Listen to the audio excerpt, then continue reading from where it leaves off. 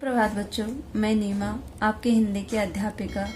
बच्चों, आज हम पढ़ेंगे कक्षा छठी का पाठ 4, जिस पाठ का नाम है अपराजिता। अपराजिता जो है वो इस पाठ की लेखिका हैं शिवानी जी।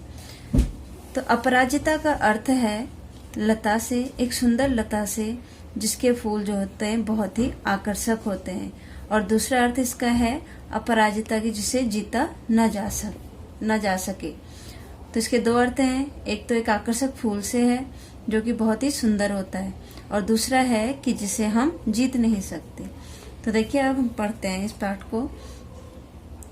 जो ये पाठ है वो है महिला सशक्तिकरण की दिशा में एक सशक्त कहानी के रूप में। इसका दूसरा पक्ष है विकलांगों को सक्षम बनाने और उनके दायित्व और हमारे दायित्व का बोध कराता है। जो हमें क्या कराता है, एक तो हम विकलांगों को सक्षम बनाने की ओर और हमारे दायित्वों का बोध कराता है। यदि हम विकलांग व्यक्तियों की थोड़ी सी भी सहायता कर सकें तो हमें उनमें क्या आता है, बहुत ही आत्मविश्वास का संचार हो जाता है। विकलांग हमारी सहानुभूति चाहते हैं पर दया नहीं चाहते। उनमें अपार क्षमता होती है, बस उन्हें मौके की तलाश रहती है। इस पाठ में भी जो है इस संवेदना को अभिव्यक्त प्रदान करता है कि विकलांगों के प्रति जो है, या विकलांगों की जो आत्मविश्वास होता है उसका संचार उनमें कैसे होता है। तो देखते हैं पाठ। कभी कभी अचानक ही विधाता हमें ऐसे विलक्षण व्यक्ति से मिलाता है जिसे देख हमें अपने जीवन की रिक्तता बहुत छोटी लगने लगती है। मैंने अभी पिछले ही महीने एक ऐसी अभिशप्त काया देखी जिसे विधाता ने कठोरतम दंड दिया है, किंतु उसे वह नतमस्तक आनंदी मुद्रा में झेल रही है, विधाता को कोसकर नहीं। अब देखिए, लेखिका शिवानी जो है वो अपराजिता एक कहानी के माध्यम से बताती हैं कि कभी कभी अचानक ही, विधाता का अर्थ यहाँ पे ईश्वर से, कि कभी कभी जो है ईश्वर जो है हमें ऐसे अनोखे व्यक्तित्व वाले व्यक्ति से मिला देती है जिसे देख कर कि हमें जो है अपने जीवन में जो खालीपन होता है वो बहुत ही छोटे, जो हमारा दुख होता है या हमारे जीवन का जो खालीपन होता है वो बहुत ही कम लगने लगता है। मैंने अभी पिछले हफ्ते या पिछले महीने, जो लेखिका है वो कहते हैं कि मैंने अभी जो है पिछले महीने एक ऐसे ही शापमय काया को, यानी अभिशप्त काया को, मतलब जिसको कि श्रापित काया हो या श्रापित शरीर को देखा है, जिसे विधाता ने कठोरतम दंड दिया है। जिसे क्या किया है, भगवान ने जो है कठोर दंड दिया है कि उसे एक नतमस्तक आनंदी, लेकिन किंतु जो है वो जो मैंने ऐसा शरीर वाली जो मुद्रा में व्यक्ति को देखा, ऐसा व्यक्तित्व जिसे देखा मैंने, वो क्या है, नतमस्तक आनंदी मुद्रा में झेले है। लेकिन उसे कठोरतम दंड तो दिया है भगवान ने, उसे ऐसे बना दिया है, लेकिन उसने जो है उस कठोरतम दंड को भी, यानी उस अपराध को भी उसने नतमस्तक हो गया, यानी सिर झुकाकर जो है बड़े ही खुशी मुद्रा में, यानी खुश होकर जो है झेल रही है। ऐसे एक लड़की के बारे में बताते हैं। तो विधाता को वो नहीं कोसती, यानी ईश्वर को नहीं कोसा उसने कि मेरा शरीर जो है ऐसा क्यों बनाया। उसकी कोठी का अहाता एकदम हमारे बंगले के अहाते से जुड़ा था।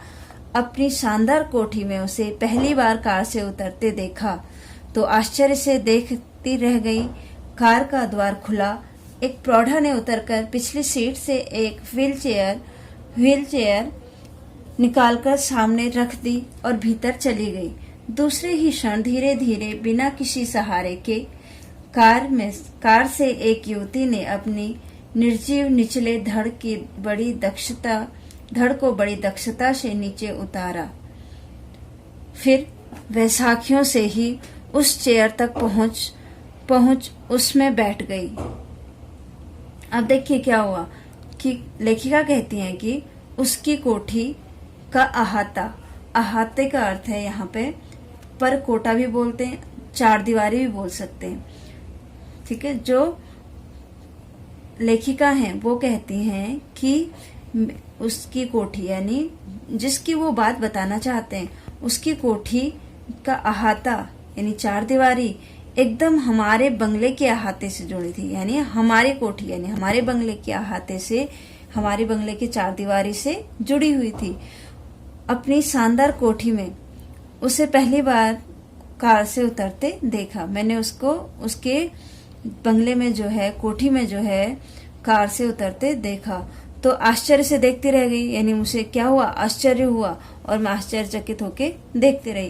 कार का द्वार खुला, यानी कार का दरवाजा जैसे उसने खोला तो उसमें से देखा कि एक प्रौढ़ा यानी जवान जिसको बोलते हैं 30 से 40 साल की उम्र के बीच के जो व्यक्ति होते हैं उनको प्रौढ़ बोलते हैं। प्रौढ़ा जो है वो उतरकर सीट से क्या एक निकालती है, व्हील चेयर निकालती है। व्हील चेयर जानते हो ना आप, जिससे कि विकलांग व्यक्ति क्या करते हैं, प्रयोग करते हैं। तो उसको निकाला और सामने रख दिया और वह कहाँ चले गई, वो प्रौढ़ा यानी जो जवान थी वो कहाँ चले गए, घर के अंदर चले गए। दूसरे ही क्षण कुछ ही देर में धीरे धीरे बिना किसी सहारे के जो है कार से एक युवती निकली, एक युवती निकली और वह क्या थी, अपने निर्जीव शरीर को, निर्जीव होता है जिसमें कि जान नहीं होती, ऐसे धड़ वाले शरीर को, निचले धड़ यानी जो उस युवती का नीचे का शरीर था यानी कमर से नीचे जो धड़ था, शरीर था, वो क्या हो गया था, बहुत ही क्या था, निर्जीव था, बेजान था। उस निर्जीव शरीर को बहुत बड़ी दक्षता से यानी कुशलता से नीचे उतारती है और फिर क्या करती है, वैसाखियों से ही उस चेयर पर पहुंच उसमें बैठ गई और वैसाखी के सहारे, वैसाखी क्या होते हैं जिनके पैर जो काम नहीं करते तो क्या करते हैं, बैसाखी के सहारे चलते हैं। ऐसी ही उस युवती के भी शरीर, जो नीचे का शरीर था यानी कमर से नीचे का जो धड़ था वो क्या था, बहुत ही बेजान था। और वो भी क्या करती है, वैसाखी के सहारे उठती है, आती है बड़े सावधानी से और व्हील चेयर पर बैठ जाती है। फिर उसे स्वयं चलाती हुई कोठी के भीतर चली गई। फिर उसे चलाते हुए वह युवती अपनी कोठी के अंदर चली गई। मैं नित्य नियत समय पर उसका यह विचित्र आवागमन देखती रही और आश्चर्यचकित रह जाती। तो लेखिका बोलती है कि मैं नित्य मतलब हमेशा, नियत का अर्थ यहाँ है तय, जो कि समय तय था यानी उसी समय, यानी जिस समय वो युवती, पहले दिन उन्होंने जिस समय उस युवती को कार से उतरते हुए देखा, रोज उसी समय पर उस युवती को इस प्रकार से उनका आवागमन यानी आना और जाना वो लेखिका देखती रहती और बहुत ही उसे क्या होता, आश्चर्य होता। धीरे धीरे मेरा उससे परिचय हुआ, उसकी कहानी सुनी तो दंग रह गई। नियति के प्रत्येक कठोर आघात को अति धैर्य और साहस से झेलती वह बित्ते भर की लड़की मुझे किसी देवांगना से कम नहीं लगी। अब लेखिका कहते हैं कि धीरे धीरे मेरा और उसका क्या हो गया, आपस में परिचय हो गया, हम एक दूसरे को जानने लगे। उसकी कहानी को मैंने सुना तो मैं बहुत ही दंग रह गई, हैरान रह गई। नियति यानी भाग्य, भाग्य के प्रत्येक कठोर आघाते को यानी भाग्य ने उसके साथ क्या किया था, बड़ी उसे चोट दी थी, लेकिन उसने क्या किया, उसका साहस और धैर्य से उस चोट को वो सहती रही। छोटा पित्ते का अर्थ है छोटा, यानी छोटे भर की लड़की, यानी वो क्या थी, एक छोटे शरीर वाली लड़की थी। मुझे वो छोटे शरीर वाली जो लड़की थी वो कैसे नहीं लगी, देवांगना से कम नहीं लगी, वीरांगना, देवांगना जिसको बोलते हैं, से कम नहीं लगी। मैं चाहती हूँ कि मेरी इन पंक्तियों को लखनऊ का एक मेधावी युवक भी पढ़े जो IAS की परीक्षा देने इलाहाबाद गया था और लौटते वक्त चलती ट्रेन से गिरकर अपना दायां हाथ गवा बैठा था। वह अपना मानसिक संतुलन खो बैठा था, केवल एक हाथ खोकर ही उसने हथियार डाल दिए। इधर यह चंद्रा जिसका निचला धड़ है निष्प्राण मांसपिंड मात्र, उसके चेहरे पर विषाद की एक रेखा भी नहीं, अदम्य उत्साह और जीने के उत्कंठ, जिजीर्ण विषा तथा महत्वाकांक्षाएं। अब देखिए लेखिका क्या कहती हैं कि मैं भाग्य के इस कठोर चोट जो कि उस किसको दी है, उस लड़की को दी है या उस युवती को दी है, मैं उसके धैर्य और साहस को, लेकिन फिर भी उस युवती ने या उस छोटे कद की लड़की ने जो है उसको धैर्य के साथ, बड़े साहस के साथ इस प्रकार की चोट को वो सह रही है। तो मुझे वो लड़की कैसी लग रही है? एक देवांगना से कम नहीं लग रही है, एक वीरांगना से कम नहीं लग रही है। मैं चाहती हूँ कि मेरी जो ये पंक्तियां हैं, इन पंक्तियों को कौन पढ़े? लखनऊ का एक मेधावी छात्र, मेधावी होता है जो बहुत ही पढ़ने में अच्छा हो, ऐसे युवक भी मेरी ये पंक्तियों को पढ़े जो कि बहुत ही पढ़ने में अच्छा है, जो IAS की परीक्षा देने कहाँ गया था? इलाहाबाद गया था, लेकिन लौटते वक्त क्या हो गया? चलते ट्रेन से गिर गया और उसका दायां हाथ, उसने अपना दायां हाथ गंवा दिया। लेकिन वो क्या करता है? अपना मानसिक संतुलन खो देता है कि मेरा दायां हाथ चला गया तो मैं अब परीक्षा नहीं दे पाऊंगा या परीक्षा में नहीं बैठ पाऊंगा। ऐसा वो क्या करता है? अपने दिमाग के अंदर अपनी सोच बना लेता है और एक ही हाथ खोकर जो है, यानी उसका जब एक हाथ खो देता है एक हाथ को, तो वो अपने हथियार डाल देता है कि अब मेरे से नहीं होगा, मैं अब IAS की परीक्षा नहीं उत्तीर्ण कर सकता हूँ।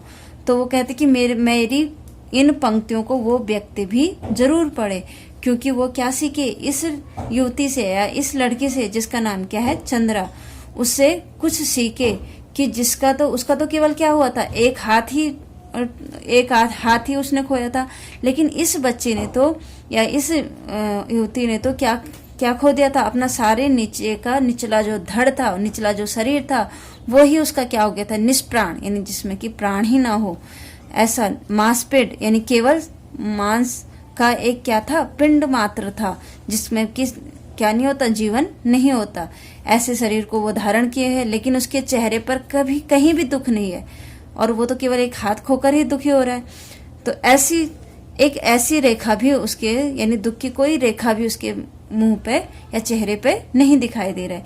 अदम्य उत्साह और जीने के उत्कट जिजीविषा तथा महत्वाकांक्षा है। जिजीविषा का अर्थ है यहाँ जीने की लालसा, तो उसमें अदम्य उत्साह जिसे कि दबाया न जा सके। अदम्य का अर्थ यहाँ पे जिस उत्साह को या जिस उत्साह को क्या नहीं दबाया न जा सके, ऐसे जीने के उत्साह को वो क्या करते हैं? अपने स्वभाव से जीने की लालसा और महत्वाकांक्षा को उस लड़की में देखा जा सकता है। मैडम, आप लखनऊ जाते ही क्या मुझे ड्रग रिसर्च इंस्टीट्यूट से पूछकर यह बताएंगी कि क्या वहां आने पर मेरे विषय माइक्रोबायोलॉजी से संबंधित कुछ सामग्री मिल सकेगी? मैडम, आप लखनऊ जाते ही क्या मुझे ड्रग रिसर्च इंस्टीट्यूट से पूछकर यह बताएंगी कि क्या वहां आने पर मेरे विषय माइक्रोबायोलॉजी से संबंधित कुछ सामग्री मिल सकेगी? ऐसा कौन पूछते हैं? चंद्रा पूछते हैं कि मैडम आप मुझे यह बताओगे, आप लखनऊ जाते ही मुझे ये बता दोगे कि ड्रग रिसर्च इंस्टीट्यूट यानी अनुसंधान जो संस्थान है वहाँ उससे पूछकर यह बता देंगी कि वहाँ आने पर मेरे विषय यानी माइक्रोबायोलॉजी किसको बोलते हैं? जिसमें कीटाणु, जिसे क्या बोलते हैं? कीटाणु विज्ञान भी बोला जाता है, यानी कीटाणु पर रिसर्च किया जाता है, से संबंधित कुछ सामग्री मिल सकेगी? क्या मुझे ऐसी कुछ सामग्री मिल सकेगी जिससे कि मैं उस कीटाणु विज्ञान पर रिसर्च कर सकूं? मैडम, आप कह रही थी कि आपके दामाद हवाई के ईस्ट वेस्ट सेंटर में हैं। फिर वो लेखिका से बोलती हैं कि मैडम, आप तो यह कह रहे थे कि जो मेरे दामाद हैं वो क्या है? ईस्ट वेस्ट यानी उत्तरी और पश्चिमी केंद्र में हैं। वहां आप उन्हें मेरा बायोडाटा भेजकर पूछ सकेंगी कि मुझे वहां की कोई फिलॉसफी मिल सकती है। आप उनसे क्या मेरा इतना काम करोगे? क्या आप उनसे पूछ दोगे और मेरा क्या दे दोगे? उन्हें बायोडाटा दे दोगे, मेरे जीवन वृत्त दे दोगे, यानी मेरे बारे में बताकर उन्हें क्या पूछ दोगे उनसे कि वहां पर उस माइक्रोलॉजी यानी उस इंस्टीट्यूट यानी अनुसंधान संस्थान के बारे में मुझे कुछ जानकारी उनसे मिल सकेगी। सामान्य सी हड्डी टूटने पर या पैर में मोच आ जाने पर ही हमारे प्राण कंठगत हो जाते हैं। अब लेखिका कहते हैं कि अगर हमें सामान्य सी भी छोटी सी भी चोट लगती है या हमारे कोई छोटी सी हड्डी टूटती है या पैर में मोच ही आ जाती है तो हमें क्या हो जाता है, बहुत ही प्राण कंठगत यानी गले तक हमारी जान जो है गले तक आ जाती है। और इधर यह लड़की है कि पूरा निचला धड़ ही शून्य है। अब देखिए इधर इस लड़की को देखो कि इसका तो पूरा नीचे का शरीर जो है वो शून्य है, यानी काम नहीं करता है, फिर भी बोटी बोटी फड़क रही है, फिर भी उसका जो है टुकड़ा टुकड़ा जो है वो कैसे हो रहा है, प्रफुल्लित हो रहा है और काम करने के लिए तैयार है। आजकल वह IIT चेन्नई में काम कर रही है। आजकल क्या कर रही है वो लड़की, IIT चेन्नई में काम कर रही है। जन्म के 18वें महीने में ही उसकी गर्दन के नीचे का पूरा शरीर पोलियो ने निर्जीव कर दिया हो। अब वो लेखिका कहते कि जब वो 18 महीने की थी वो लड़की, तो उसी समय जो है उसकी केवल गर्दन से ऊपर यानी उसका चेहरा ही केवल क्या करता था, कार्य करता था, और उसके नीचे उसका पूरा शरीर ही क्या हो गया था, उसको पोलियो की बीमारी हो गया और वो निर्जीव हो गया, यानी उस पर जीवन ही नहीं था।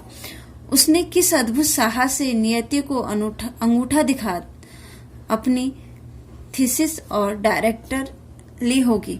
अब देखिए पता नहीं किस अद्भुत यानी अनोखे साहस के कारण उसने क्या किया, नियति यानी भाग्य को क्या दिखा दिया, अंगूठा दिखा दिया, और थीसिस यानी शोध पर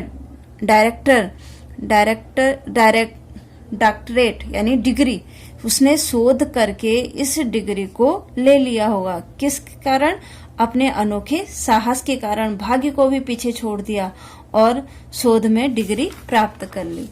आज हमारा पाठ जो है हम यहीं पे समाप्त करते हैं। इसके बाद जो है हम इसके आगे का पाठ जो है कल पढ़ेंगे। धन्यवाद।